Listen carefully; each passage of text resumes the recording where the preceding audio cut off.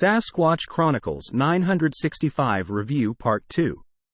My duties included maintenance of vehicles, motor officer for infantry armor unit, ammunition storage at the installation level, so at one time I ran the ammunition supply point or ASP. The ASP is where all ammo was distributed from for these live fire ranges. I know AHAs, as the witness said this took place, are reported by 10-digit grid to Division and 3rd Corps, and are eligible for random inspections by guys like me, civil or military. You didn't fuck around with these. There is no way this AHA was not placed in the proper location, as the witness claims. No way, no how. There wouldn't have been a colonel in the army willing to let that happen. The AHA would have been at the range control site, sure off a ways in case it blew, not likely but still. At night portable lights would have been on it. If found, it would have been reported to the Corps Commander, a 3-star, and the unit's Division Commander 2-star, and at Hood there were 2 divisions, 4 ID and 1st Cav. I am calling bullshit on that one. The reason why I know this is because of incident after the Gulf War. Since then, the handling of ammunition and explosives is tightly controlled through regs and procedure. You didn't screw around with this. Witness also talked about North Fort Hood. It was as a place. Back then you left main Hood to get there. Today I think it's now linked together. I hear today it's very different from when I was there. Back then no one went to North Fort Hood unless for one of 3 reasons. 1. You were in the 1-7 Cav, who are an attack helicopter battalion, and that's where their airfield was. 2. You were taking a plane off Hood back then, it's where President Bush flew in and out when he was coming home. 3. If you have business with Army Test Command. Or if in my case your wife was also stationed there. She was in the 1-7 as a helicopter pilot. So I went there for lunch or to pick her after duty. Or the occasional times when Bush was flying and they cleared North Hood for his arrival. There were 2 training areas there, but none cleared for live fire, because of the thick brush, as the witness describes, was there. No live fire ever occurred there. So why would the AHA be set up there? So bullshit. There would have been one of 2 scenarios for the AHA. Scenario 1.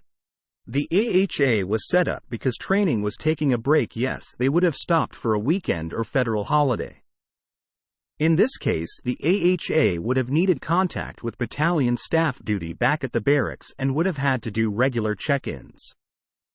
In some battalions, the staff duty NCO officer would be required to drive out and check on them. Scenario 2. Training was continuous in the field for a couple weeks or more and needed guards at the AHA 24/7. In this case, instead of staff duty, the AHA would have to report in to S3 or the company whose task it was to man the AHA. No exceptions. This seems the likely scenario, since once, as indicated by the witness, since a truck came by to pick up ammo. Training was still ongoing. The witness said that they drove POVs to the AHA. No. I don't think so. Scenario 1, this would not be allowed. The battalion was in the field, no POVs. Scenario 2, less likely because the unit would not want responsibility for damaged civilian vehicles, and it's not how things were done. They would have been required to have AM 998 or HMMWV or Humvee with radio. No exceptions. Cell phones were in the infancy then. I had one. It was expensive, dual officer income and no kids. About that time. But they were minute-based, so not many people would have used theirs to call for something. When the military provided comms, still radio would have been a must. I call bullshit on the lack of radio.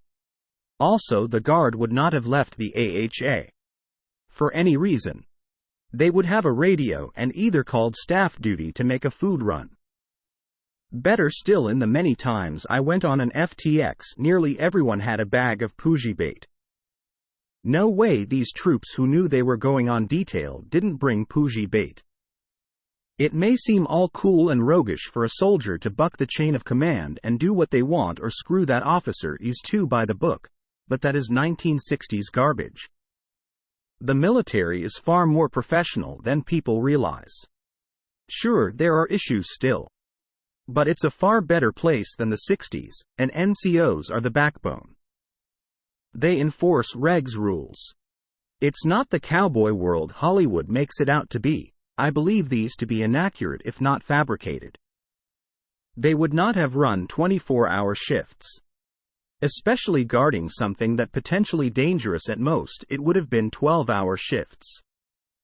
They would not be allowed to sleep during the day. Sure, a lax NCO might let it happen, but doubtful. This one detail makes me question things.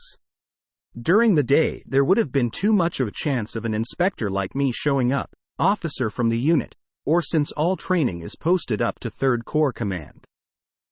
A general deciding to go visit his troops, it did happen, and you are required to be ready for it. During that time? With the talk of going to war with Iraq on the table and units doing live fire? There was a high degree of chance of a senior division officer coming through. I think the witness said or alluded to this being in a support of an EIB qualification. I am not sure how many EIBs were being done at that time. It was a very high energy time. The witness does mention that Iraq was the only thing people could talk about. There was a lot of range time being booked.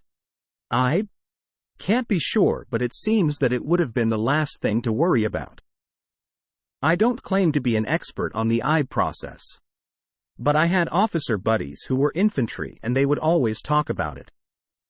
So you learn by osmosis. Each battalion has their own traditions and structure to how these go, though I never saw an AHA set up for these operations alone. Maybe it happened? The weapons quals for these were over pretty quick. Only if the battalion was going to be out doing ARTEPS would have had an AHA set up for long periods of time. Those required a lot of ammo, and we are talking weeks worth 2 to 3 weeks. The way Fort Hood operated. The ASP did not hold that much ammo, therefore combat units would have ordered all they needed for the qualification ranges and set up AHAs in the field to supply the event. For these pieces of information, I call this into doubt and is questionable. While possible, it is highly unlikely events occurred this way based on my experience. This also links to the other issues above. An IB event was semi-rare. Happened like once a year. So it would have attracted command officers to come watch and see how it was going. Think of it as like a time for the infantry brotherhood to come together. I experienced something similar when I got my spurs when I was a tank crewman, think IB but sexier. This was a big event in an infantry unit. I end this by ultimately thinking that the witness did serve.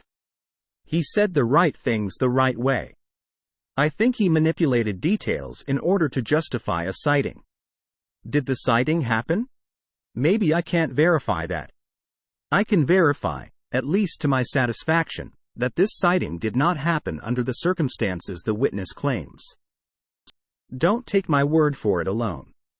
I think I provided enough where people can do some digging further and validate or invalidate my claims. Post from user building Bigfoot at Reddit.